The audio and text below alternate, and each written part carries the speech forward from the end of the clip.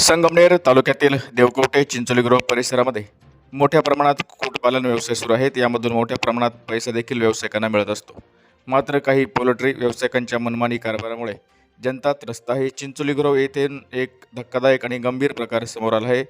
गावात उघड्यावर टाकल्या जाणाऱ्या मृत कोंबड्यांमुळे निर्माण झालेली दुर्गंधी, आरोग्याचा वाढता धोका आणि प्रशासनाच्या कथित दुर्लक्षामुळे संतप्त अज्ञात ग्रामस्थांनी मृत झालेल्या कोंबड्या ग्रामपंचायतच्या समोर आणून टाकल्या असल्याची घटना उघडकीस आली आहे. चिंचोलीगृह हद्दीजवळील रांजणगाव देशमुख रस्ता, तळेगाव दिघे रस्ता, वावी रोड आणि पारेगाव बुद्रुक रस्ता परिसरात मोठ्या प्रमाणात मृत कोंबड्या उघड्यावर फेकल्या जात असल्याची तक्रार ग्रामस्थांकडून वारंवार करण्यात येत होती. या मृत कोंबड्यांमुळे परिसरामध्ये प्रचंड अशी तीव्र दुर्गंधी पसरली असून नागरिकांना नाकाला रुमाल लावून प्रवास करावा लागतो आहे.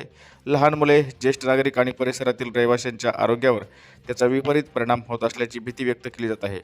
ग्रामस्थांनी या समस्याबाबत अनेक वेळा ग्रामपंचायतीकडे तक्रारी केल्या, मात्र योग्य ती कार्यवाही होत नसल्याचा आरोप नागरिकांनी केला आहे.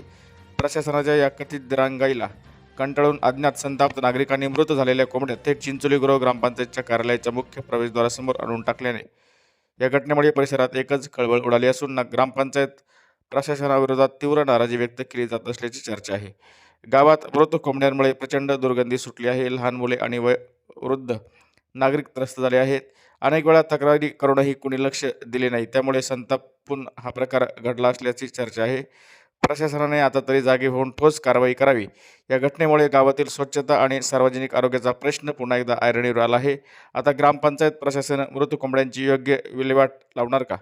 तसेच उघड्यावर मृत कोंबड्या टाकणाऱ्यावर कोणती कारवाई होणार याकडे संपूर्ण गावाचं लक्ष लागलं आहे. प्रशासनाच्या कथित दुर्लक्षाविरोधात ग्रामस्थांचा संताप अशा प्रकारे उफळून आल्याचं एकंदरीत दिसून आलं आहे.